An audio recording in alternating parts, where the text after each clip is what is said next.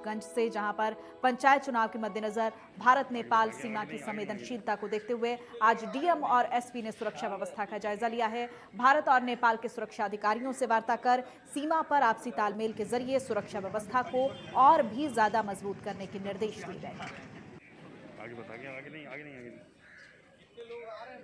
महाराजगंज में आपसी तालमेल को बनाने की कोशिश चल रही है। पंचायत चुनाव को लेकर प्रशासन चौकन्ना नजर आ रहा है। डीएम और एसपी ने सुरक्षा व्यवस्था का जायजा लिया है।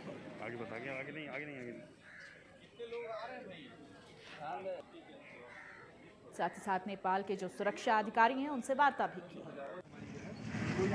मैंने और पुलिस अधीक्षक महोदय ने अंतर्राष्ट्रीय बॉर्डर सोनौली का दौरा किया है और चूँकि पंचायत चुनाव हमारे नज़दीक है, उसी के दृष्टिगत हम लोगों ने यह दौरा किया है। यहाँ पे एसएसबी की टीम से और नेपाल साइड की जो आर्म फोर्सेस है और उनके जो पुलिस की टीम है उनसे वार्ता की गई। यहाँ के अधिकारियों से वार्ता की गई, एसडीएम, सीओज और यहाँ के पुलिस चौकी जो आज सुंदरीकरण हुआ है उसका एक छोटा सा लोकार्पण किया गया है।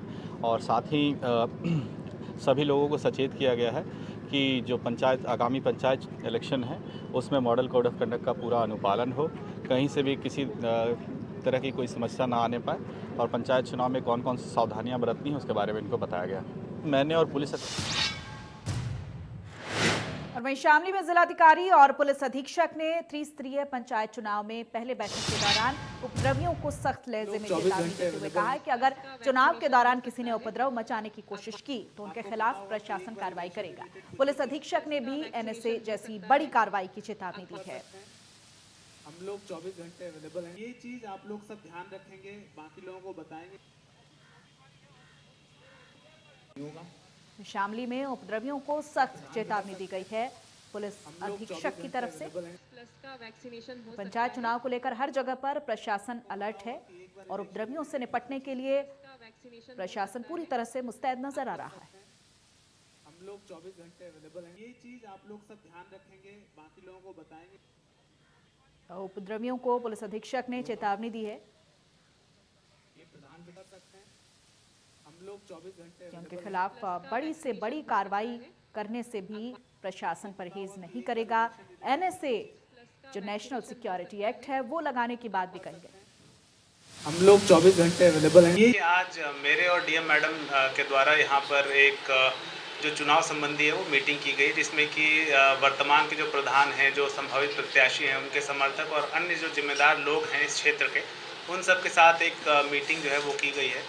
उसमें उनको चुनाव संबंधी जो भी डायरेक्शंस हैं वो दिए गए, उनको बताया गया है उनको क्या करना है क्या नहीं करना है। उनको ये भी बहुत ही स्पष्ट तरीके से बता दिया गया है कि किसी भी प्रकार से चुनाव संबंधी किसी भी प्रकार की छोटी से छोटी जो गड़बड़ी है वो बिल्कुल बर्दाश्त नहीं किया जाएगा और प्रशासन और पुलिस बहुत ही सख्त तरीके से इसमें कार्रवाई करेगी, चाहे इसके लिए एनएसए लगाना पड़े, गैंगस्टर लगाना पड़े। क्या वहीं कानपुर देहात पुलिस को आज उस समय बड़ी कामयाबी हाथ लगी है जब पुलिस के लाही लदे ट्रक की लूट की घटना को अंजाम देने वाले गिरोह के 5 सदस्य हत्थे लग गए हैं।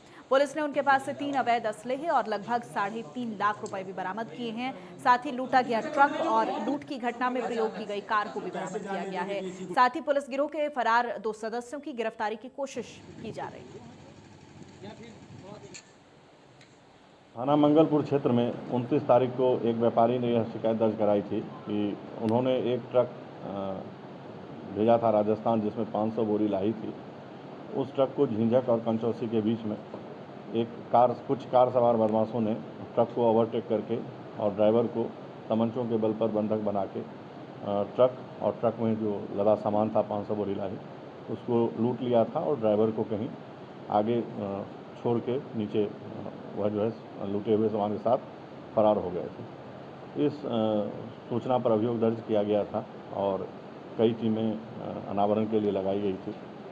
थाना प्रभारी मंगलपुर और स्वाट और सर्विलांस की टीम ने इस घटना का सफल अनावरण किया है। और वहीं उत्तर प्रदेश के बांदा में आज पुलिस को एक बड़ी सफलता हाथ लगी है, जहां पुलिस टीम के द्वारा शहर के एक व्यवसायी के घर से चोरी हुए लगभग 1 करोड़ की जेवरात को सफलतापूर्वक बरामद कर लिया गया है और साथ ही चोरी की घटना को अंजाम देने वाले अभियुक्त को भी गिरफ्तार करते हुए जेल भेज दिया गया है। बताते चलें कि पूरा मामला बांदा जनपद के शहर कोतवाली अंतर्गत बलखंडी नाका इलाके का है, जहां पर पिछले 16 से 25 मार्च को चोरों के द्वारा करोड़ों की चोरी की घटना को अंजाम दिया गया था।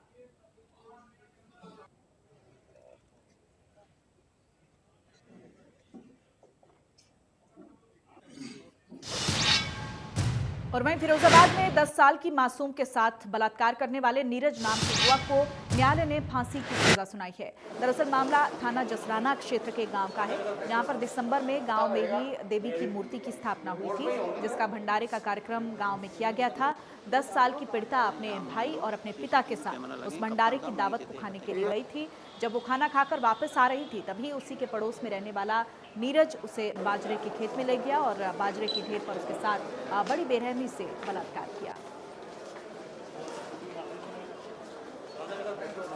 14/12/20 को एक अबोध बालिका के साथ, जो कि मात्र 10 वर्ष की थी, अभियुक्त द्वारा उसकी साथ में बलात्कार किया गया। अभियुक्त हष्टपुष्ट नौजवान व्यक्ति था। अबोध बालिका के साथ बुरी तरह उसने बर्बरतापूर्वक और बलपूर्वक जघन्य तरीके से बलात्कार किया। इसकी सजा माननीय न्यायाधीश श्री मृदुल दुबे जी द्वारा सुनाई गई है, जो कि मृत्युदंड की सजा सुनाई है। और वहीं कानपुर में पुलिस कमिश्नरी लागू हो गई है, लेकिन नशेबाज दबंगों की गुंडाई अभी जारी है। शहर के पनकी इलाके में कुछ दबंगों ने बुजुर्ग मुन्नी देवी को दारू पीने का गिलास न देने पर पीट डाला। पीड़ित के परिजनों का आरोप यह है कि गांव के मोहित और प्रेम ने दादी की दुकान पर आकर शराब पीने के लिए गिलास मांगा, लेकिन उन्होंने गिलास नहीं दिया तो लोग पहले से काफ़ी नशे में थे। इससे नाराज होकर वो अपने साथियों के साथ घर में घुस आए और दादी के साथ महिलाओं को मारने लगे। उनकी पिटाई से दादी के सिर में गंभीर चोट लग गई है। हॉस्पिटल में भर्ती करवाया गया था। इस मारपीट में 2 बच्चे भी गंभीर रूप से घायल हुए हैं।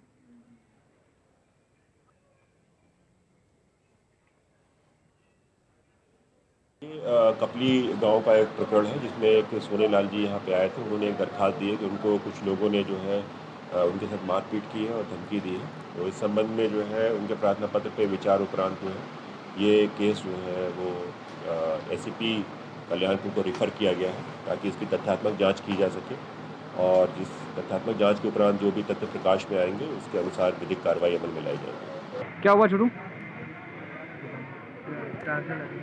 नहीं, क्या किसने मारा? गाँव वालों ने मारा। क्यों? क्योंकि दुकान दारू पिए थे, गिलास मांग रहे हैं। हाँ, दारू पीने। हाँ। मना करने पर मांगा। किसको किसको? हमको मारा, दाई को मारा और मेरी बहन को मारा। तो शिकायत नहीं करी आपने पुलिस में? पुलिस ने शिकायत की थी, कार्रवाई नहीं की जा रही। और वहीं रामपुर में जल शक्ति मंत्री बलदेव सिंह ओलख आवास समीप जंगल इलाके में भीषण आग लग गई है। तेज हवाओं की वजह से आग रिहायशी इलाकों में फैल गई, जिससे कि 20 घर प्रभावित हुए हैं। घरों का सभी सामान जलकर खाक हो गया। दमकल की टीम ने आग पर काबू पा लिया। रामपुर में बलदेव सिंह ओलख के घर के पास आग लगी है। दमकल की टीम ने फिलहाल आग पर काबू पा लिया है।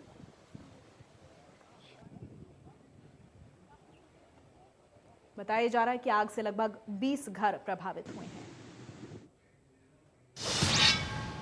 और वहीं कानपुर में होने वाला ऐतिहासिक गंगा मेला का जिला प्रशासन ने पूरे इंतजाम कर लिए हैं। कानपुर पुलिस कमिश्नर असीम अरुण ने ऐतिहासिक गंगा मेला के मद्देनजर सुरक्षा के पुख्ता इंतजाम किए हैं। पुलिस कमिश्नर असीम अरुण ने बताया कि कानपुर के ऐतिहासिक गंगा मेला के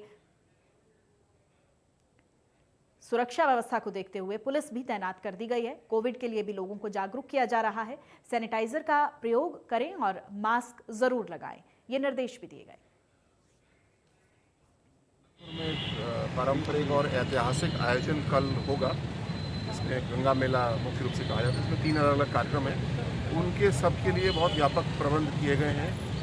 ड्यूटियां लगा दी गई हैं। मैंने स्वयं अभी निरीक्षण करके व्यवस्था देखी है और रूट डाइवर्जन वगैरह सब प्लान कर लिए गए हैं। कुल मिला के अच्छा आयोजन रहेगा। पुलिस की अच्छी व्यवस्था रहेगी और किसी तरीके से कोई परेशानी नहीं होगी। ऐसे प्रबंध हमने किए। गंगा मेला से संबंधित या किसी भी ऐसे होली के आयोजन और भी कल होंगे, उसमें सभी लोगों को निर्देशित किया गया है। आपके माध्यम से पुनः निर्देशित मैं करना चाहूँगा कि कोविड से संबंधित सभी प्रिकॉशन अपनाएं, दूरी रखें, मास्क पहने, हाथ मिलाने से बचें और जितना ज़्यादा अपना बचाव कर सकते हैं उतना अच्छा। त्यौहार भी मनाएं, लेकिन सुरक्षा का पहले ध्यान रखें। और वहीं प्रयागराज में भी 45 साल के पड़ाव का वैक्सीनेशन आज से शुरू हो गया है। प्रयागराज के गवर्नमेंट अस्पताल में सेंटर पर 170 से ज्यादा लोगों ने टीका लगवाया है। अधीक्षक ने बताया कि लोग आकर वैक्सीनेशन करवा रहे हैं। उनके लिए विशेष कोविड गाइडलाइन का पालन किया जा रहा है। किसी भी तरह की कोई असुविधा न हो, उसके लिए लोग लगातार पहुंचकर खुद ही टीकाकरण करवा रहे हैं।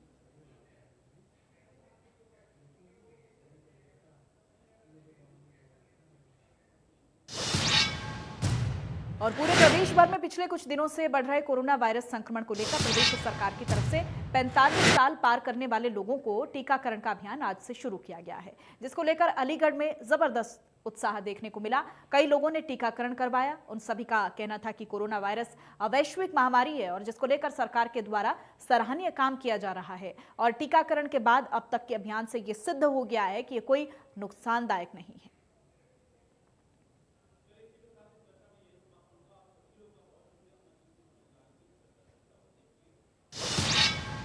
और अब बात प्रयागराज की करते हैं। गेहूं की खड़ी फसल में भीषण आग लग गई है। कई बीघे गेहूं की फसल जलकर राख हो गई।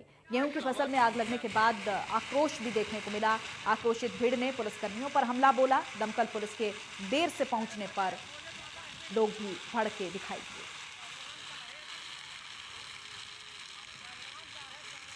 आज थाना नवाबगंज क्षेत्र के अंतर्गत मखदूमपुर नामक गांव में गेहूं के खेतों में आग लगने की सूचना पुलिस को प्राप्त हुई थी। पुलिस द्वारा तत्काल मौके पर पहुंचकर स्थानीय लोगों की सहायता से आग बुझाने का प्रयास किया जा रहा था और इसी क्रम में फायर ब्रिगेड की गाड़ियों को भी बुलवा लिया गया था। इसी समय राजस्व के कुछ अधिकारियों के साथ ग्रामीणों का कुछ विवाद हुआ, जिसके मौके पर पुलिस द्वारा बीच बचाव और मध्यस्थता का प्रयास किया गया। इसी क्रम में कुछ अराजक तत्वों द्वारा पुलिस पार्टी पर पथराव किया गया, जिसमें 5 पुलिसकर्मी घायल हुए हैं। उनकी चिकित्सा के लिए उनको प्राथमिक उपचार के लिए अस्पताल भेज दिया गया है। मौके पर शांति व्यवस्था कायम है, विधिक कार्रवाई की जा रही है। और हाथरस पुलिस आबकारी टीम को सफलता मिली है। अवैध कच्ची शराब बनाने की फैक्ट्री पकड़ी गई है। पुलिस ने मौके से 3 लोगों को अरेस्ट किया है। 450 लीटर कच्ची शराब भी यहां से बरामद की गई। सादाबाद क्षेत्र के बिसावर गांव का मामला है।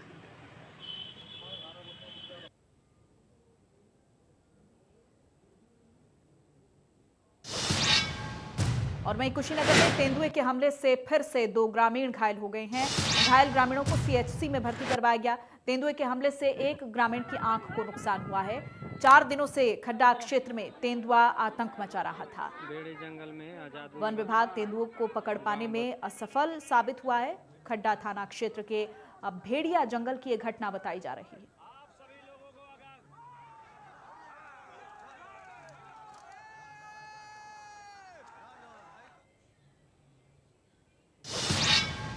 और वहीं कानपुर देहात पुलिस को आज उस समय एक बड़ी कामयाबी हाथ लगी है जब पुलिस के लाही लदे ट्रक की लूट की घटना को अंजाम देने वाले गिरोह के 5 सदस्य हत्थे लग गए हैं। पुलिस ने उनके पास से 3 अवैध असलहे और लगभग 3.5 लाख रुपए भी बरामद कर लिए हैं और साथ ही लूटा गया ट्रक और लूट की घटना में प्रयोग की गई कार को भी बरामद किया गया है।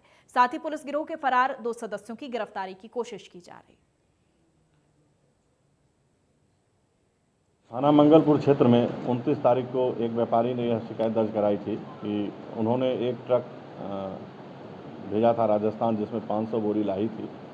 उस ट्रक को झिंझक और कंचौसी के बीच में कुछ कार सवार बदमाशों ने ट्रक को ओवरटेक करके और ड्राइवर को तमंचों के बल पर बंधक बना के ट्रक में जो लदा सामान था 500 बोरी लाही, उसको लूट लिया था और ड्राइवर को कहीं आगे छोड़ के नीचे वह जो है लूटे हुए सामान के साथ फरार हो गए थे। इस सूचना पर अभियोग दर्ज किया गया था और कई टीमें अनावरण के लिए लगाई गई थी। थाना प्रभारी मंगलपुर और स्वाट और सर्विलांस की टीम ने इस घटना का सफल अनावरण किया है। और प्यार का इजहार करने के लिए लोग अनोखे फॉर्मूले इजाद करते हैं और प्रेमिका को आकर्षित करने के लिए उपहार भेंट करते हैं, लेकिन शामली जिले में सिरफिरे आशिक का एक अनोखा कारनामा देखने को मिला है। शामली जिले के एक गांव में सिरफिरे आशिक अपने प्यार का इजहार करने के लिए युवती को तालाब में ले कूदा और बीच तालाब में ले जाकर अपने प्यार का इजहार किया। वीडियो 2 दिन पुराना बताया जा रहा है। वीडियो में सिरफिरा आशिक एक युवती के साथ तालाब में घने पानी में जाता हुआ दिखाई दे रहा है और वहां पर अपने एक तरफा प्यार का इजहार करता है। सिरफिरे आशिक के इस करतूत के बाद आसपास के लोग इकट्ठा हो गए और आशिक को समझाया, जिसके बाद आरोपी ने युवती को छोड़ दिया।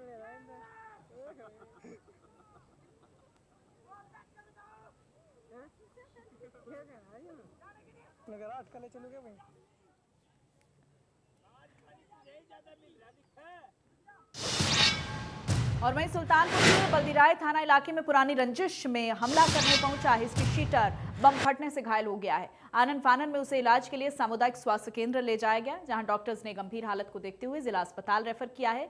वहीं पुलिस कार्रवाई करते हुए दोनों पक्षों ने 6 लोगों को गिरफ्तार कर कार्रवाई शुरू कर दी है। आपको बता दें कि हिस्ट्री शीटर जग नारायण अपने साथी के साथ बीती रात जेल में बंद दारोगा यादव के भाई को मारने के लिए गया हुआ था।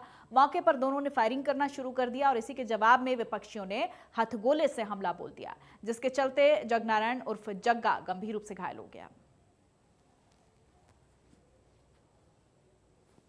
के ग्राम हिमलापुर में बीती रात रंजीत यादव, जो उसके पिता महावीर प्रधानी का चुनाव लड़ रहे हैं, और इच्छानाथ की बहन साधना यादव चुनाव लड़ रही हैं। दोनों पक्ष ये चाहते हैं कि कोई एक बैठ जाए जिससे उनकी प्रधानी की जीत जो है वो सुनिश्चित हो सके। इसी क्रम में दबाव बनाने के लिए जगनारायण उर्फ जग्गा और प्रधान प्रतिनिधि इच्छानाथ पुत्र जग बहादुर ये रंजीत यादव के घर पर कल रात चढ़ाई की है, और उस चढ़ाई के दौरान उनके ऊपर अवैध असलहों तथा सुतली बम से हमला किया, जिसमें जग्गा को बम फटने पर खुद ही चोट लगी है और वो हॉस्पिटल।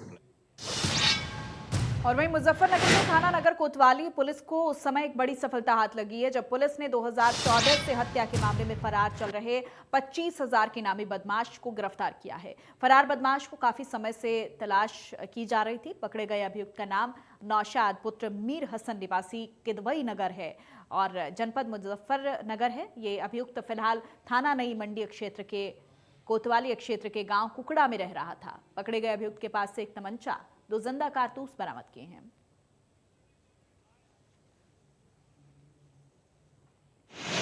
2014 में कोतवाली में किदवई नगर में एक मर्डर हुआ था, जिसमें मृतक का नाम नजाकत था और जिसमें 5 भाइयों को उसमें नामजद किया गया था मर्डर में, जिसमें 3 भाई उस समय अरेस्ट हो गए थे और एक भाई ने सरेंडर किया था, परंतु एक भाई जो अरशद नाम का है, वो जमानत पाने के बाद लगातार फरार हो गया था। और एक में नौशाद नाम का व्यक्ति है जो नौशाद मर्डर के मुकदमे में भी था और ये गिरफ्तारी नहीं हुआ था, लगातार तब से फरार चल रहा था, जिसमें 25,000 रुपये का इनाम भी था। कोतवाली पुलिस को आज सूचना मिली थी कि इसमें नौशाद है, वो हो सकता है कहीं और भी कोई घटना कर दे, तो कोतवाली पुलिस ने उसको आज गिरफ्तार किया है। इसके पास से एक अवैध असला एक तमंचा मिला है, 2 कारतूस भी मिले हैं, जो कि मर्डर के मुकदमे में 2014 से लगातार फरार चल रहा है। और वहीं मुरादाबाद की कांट तहसील के मोहल्ला माननगर में आज सुबह से अचानक तेज आवाज के साथ धमाका हुआ और धमाके की आवाज दूर तक सुनाई दी।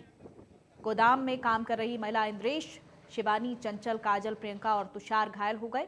सभी घायलों को अस्पताल में भर्ती करवाया गया है। प्रशासनिक अधिकारी का कहना है कि कांट तहसील में लाइसेंसी आतिशबाजी के कारोबारी साजिद का ये गोदाम था। एक्सप्लोजिव की दुकान में अभी करीब 1 घंटे पहले आग लगने की सूचना प्राप्त हुई थी। वहाँ पे फायर ब्रिगेड भी गई और वहाँ रेस्क्यू किया गया, तो उसमें से वहाँ पे जो काम करने वाली 6 महिलाएं थी वो प्लस एक आदमी, इतने लोग आग से झुलसे हैं और उनका जिला अस्पताल में इलाज चल रहा है। कुछ लोग मेरठ के लिए भी रेफर किए गए हैं। प्रथम दृष्टया जो छानबीन में आया वो पता चला कि वो लाइसेंसी दुकान है जिसको सन 2022 तक का नवीनीकरण हुआ है। बाकी आग लगने की जो घटना है, किन परिस्थितियों में लगी कैसे हुआ, उन सब के लिए फॉरेंसिक टीम भी भेजी जा रही है और जो भी उसमें जांचोपरांत चीज़ें सामने आएंगी उसके आधार पर कार्रवाई की जाएगी। Thank you. और वहीं गाजियाबाद में आज से गेहूं की खरीद के लिए सरकारी केंद्रों की शुरुआत हो गई है, जिसमें किसानों के लिए पूरी व्यवस्था की गई है। गेहूं का समर्थन मूल्य 1,975 रुपये प्रति क्विंटल रखा गया है। सरकारी केंद्रों की बात करें तो गाजियाबाद में कुल 14 केंद्र खोले गए हैं, जहां पर किसान अपने गेहूं की बिक्री के लिए वहां पर आ रहे हैं। प्रशासन के अधिकारियों ने गोविंदपुरम अनाज मंडी का जायजा लिया है और किसानों का कहना यह है कि सरकारी केंद्रों पर ठीक रेट मिल रहा है। हालांकि किसान जहां चाहें वहां अपना गेहूं बेच सकते हैं।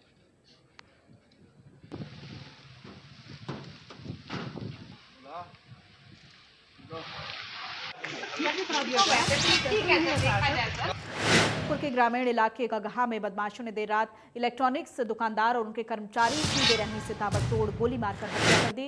6 राउंड फायरिंग करने वाले बदमाशों ने दोनों के शरीर को छलनी कर दिया। वारदात को अंजाम देने के बाद बदमाश बाइक से फरार हो गए। घटना के बाद व्यापारियों और ग्रामीणों ने NH-29 पर चक्का जाम कर दिया। इस दौरान कुछ वाहनों पर पथराव भी किया गया। मौके पर पहुंचे आला अधिकारियों ने लोगों को शांत करवाया। परिवार का कोई सदस्य हो गया मणिपुर रोड में एक इलेक्ट्रॉनिक दुकान के मालिक शंभू एवं उनके नौकर को कुछ अज्ञात लोगों के द्वारा गोली मारकर हत्या किया गया है।